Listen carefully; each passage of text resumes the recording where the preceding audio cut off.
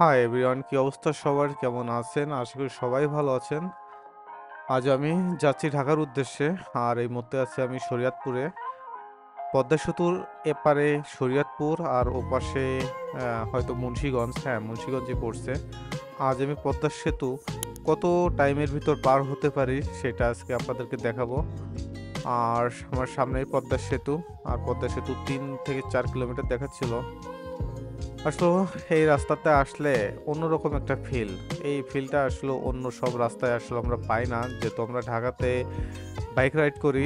আর যদি এমন রাস্তা পাওয়া যায় সেক্ষেত্রে কতটা আনন্দের একটা বিষয় সেটা আপনারা তো অবশ্যই জানেন। এটা প্রতিটা বাইকারেরই একটা স্বপ্ন যে এই রোডে বাইক রাইড করা। আসলে এখানে মনের মতন করে বাইক রাইড করা যায়।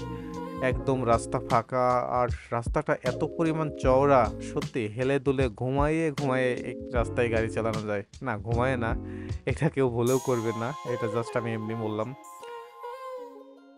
যাই হোক, দেখেন, রাস্তার ভিউগুলো সত্যি অসাধারণ। এই রাস্তাটা আসলে মানে এতটা ভালো লাগে যে আসলে অন্য রাস্তায় আমরা সেই ধরনের ফিলটা পাই না।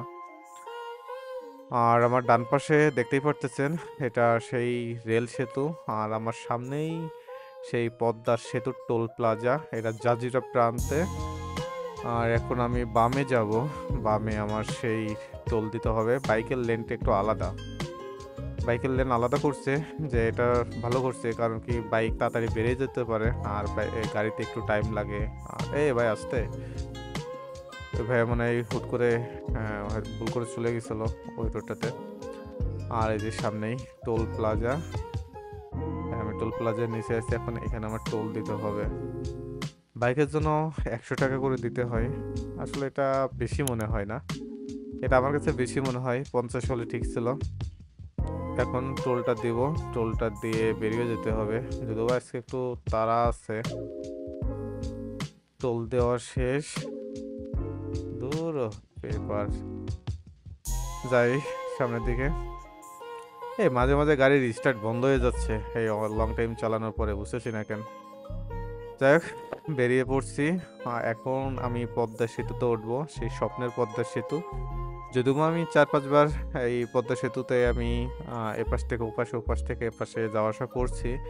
সেক্ষেত্রে আমার এই ৪-৫ বারের অভিজ্ঞতায় আমি পদ্মা সেতুতে আজ যে আপনাদের সাথে শেয়ার করব। যদিও বা এর আগে আমি কখনো এভাবে ভিডিও করে আপনাদেরকে দেখাই নাই, কিন্তু এই ফার্স্ট টাইম আমি পদ্মা সেতুর ফুল ভিডিওটা আমি নিব এবং আপনাদেরকে সম্পূর্ণভাবে দেখাবো।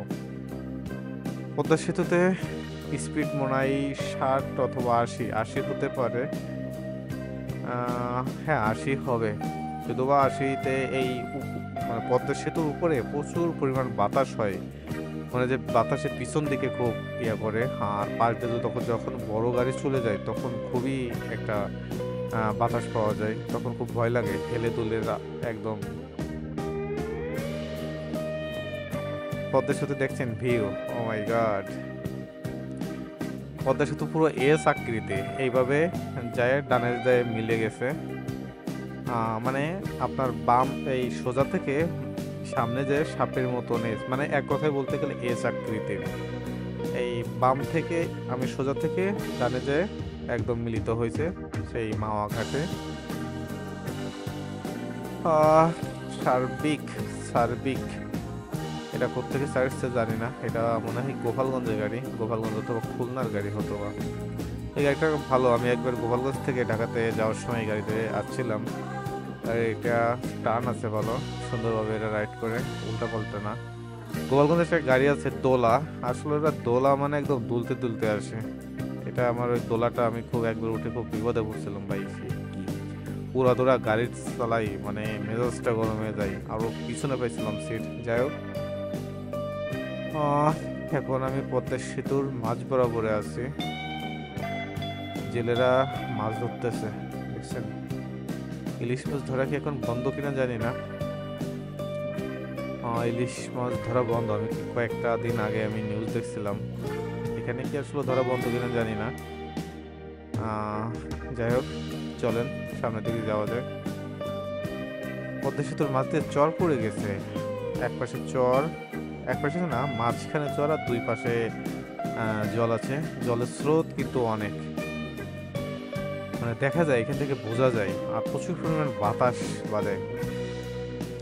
যদিও আপনারা নয়েজটা ওইভাবে পাবেন না, বাতাসের যে বেগের যে সাউন্ডটা হয়, বাতাসের সাউন্ডটা আপনারা পাবেন না, কারণ কি আমার মাইক্রোফোনটা নয়েজ ক্যান্সেলেশনটা হাই দেওয়া আছে, এই জন্য নয়েজটা আপনারা পাবেন না। তাহলে করে বুঝতে পারছেন যে কতটা বাতাস। ভাইজারটা খুললে একদম আমার কথাই শুনতে পারবেন না আপনারা। যাই হোক, পদ্মা সেতু পদ্মা সেতু মানে টোটাল 5 কিলোমিটার না, 5.7 না কত জানো এমন, এরকম আমার আসলে ঠিক খেয়াল নাই। আপনাদের যদি জানা থাকে অবশ্যই কমেন্টে জানাবেন পদ্মা সেতু কত কিলোমিটার, কত মিটার আর কি। ওভারটেক করাটা খুব রিস্ক মনে হয়ে যায় মাঝে মধ্যে, এই বালু পড়ে থাকে সাইডগুলোতে, তখন খুব ভয় লাগে। যদিও বা এখানে পরিষ্কার করে, তারপরও সাইডে যেয়ে এইভাবে চালানো উচিত নয়। ও পদ্মা সেতুর উপরে স্পিড হলো 80-তে। ও এখানে এই যে বলতে বলতে এখানে পরিষ্কার করতেছে, মনে হয় কোনো মেরামত চলতেছে পদ্মা সেতুর উপরে।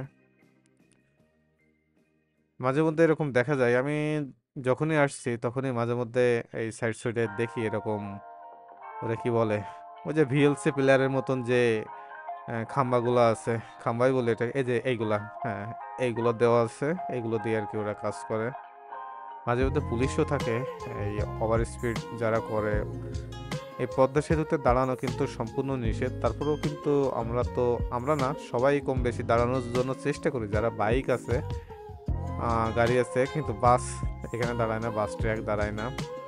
বাইকার যারা আছে তারা মাঝে মধ্যে দাঁড়ায়, আর গাড়িও মাঝে মধ্যে এরকম সাইডে পার্ক করে ছবি টবি তুলে, আবার হয়তো পেট্রোল পুলিশ থাকে, ওরা আবার আসে আবার সরাই দেয়। ও মাই গড, একদম মাঝখানে কাশফুল একদম সাদা হয়ে যাচ্ছে, দেখেন এই যে একদম নীল আকাশের নিচে কাশফুলের। ও নো, সত্যি অসাধারণ। কারণ কি এখানে তো মানুষের আনাগোনা একদমই কম, মানুষের আনাগোনা নাই বিদায়ী এই জায়গাটা এত সুন্দর দেখাচ্ছে। যদি মানুষের আনাগোনা থাকতো সেক্ষেত্রে এতটা হয়তো ছিঁড়ে নিয়ে চলে যেত ওই ফুলগুলা, তখন আর এরকম ভালো লাগতো না। এখানে আসার মতন জেলেরাই আছে, হয়তো মাছ ধরতে আসে এখানে, হয়তো রেস্ট করে কিছু সময়। এই যে মাঝখানে চর, আর দুই সাইডে প্রচুর পরিমাণ স্রোত, মাঝে মধ্যে চর দেখা যাচ্ছে। আর আমি সামনে যাচ্ছি, এটা হলো মাওয়া ঘাট, আর আমার পিছনে দেখে আসছি এটা হলো কাঁঠালবাড়ি ঘাট। আগে আমরা যখন ফেরিতে স্পিড বোটে পার হতাম, ঢাকা থেকে আসার পথে মাওয়া ঘাট দিয়ে তারপরে কাঁঠালবাড়ি ঘাটে আমরা পৌঁছতাম। আর এখন সেই 1 ঘন্টার জার্নি এখন আমরা 5 থেকে 7 মিনিটে আমরা পার হয়ে চলে যাচ্ছি। কতটাই না আরাম না।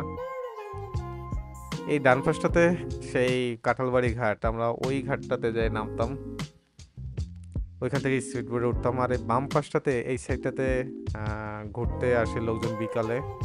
একদিন বিকালে আসছিলাম, তখন দেখছিলাম এখানে মেলার মতন একটা, এখানে খাবার দাবার, ছোট বাচ্চা কাচ্চারা এখানে ঘোরাফেরা করে, সত্যি অসাধারণ। আর এখানে ভিউটাও একটু অন্যরকম, মনে হচ্ছে আমি কোনো পাহাড়ের উপরে আছি, পাহাড়ি রাস্তায় চালাচ্ছি, সত্যি সেই রকম একটা ভিউ পাওয়া যাচ্ছে। আপনারা কতটুকু দেখতে পাচ্ছেন আসলে আমি জানি না, কিন্তু এই উপর থেকে অসাধারণ লাগতেছে। আমি এখন এই যে ঢালু, এখানে নামবো। আমি প্রায় আছি 5 থেকে 7 তলার উপরে, এতটা উচ্চতায়, কারণ আমি সামনে দেখতে পাচ্ছি যে 5-7 তলার উপরে, মানে বিল্ডিংটাই দেখতে পাচ্ছি, তার উপরে আছি, মনে হচ্ছে আমি তার উপর দিয়ে চলে যাচ্ছি। হ্যাঁ, তার উপরেই হবে। সামনে পদ্মা সেতুর যে ঢাকা থেকে আসার পথে যে টোল প্লাজা, সেই টোল প্লাজা, এটা হলো মাওয়া প্রান্তে। এটা এটাকে কি বলে, এটা এই জায়গাটার নাম আসলে ঠিক জানি না, এটা মাওয়া ঘাট বলি, মাওয়া ঘাট বলেই চিনি, আপনারা কি নামে চেনেন জানি না। এ পাশটা তো সত্যি অসাধারণ, এই জায়গাগুলো রাস্তাগুলো এত সুন্দর করা, মনটাই ভরে যায়। সামনে যে একটু রেস্ট করব, চাটা খাবো, তারপরে আবার ঢাকার দিকে রওনা দিব। ধন্যবাদ সবাইকে।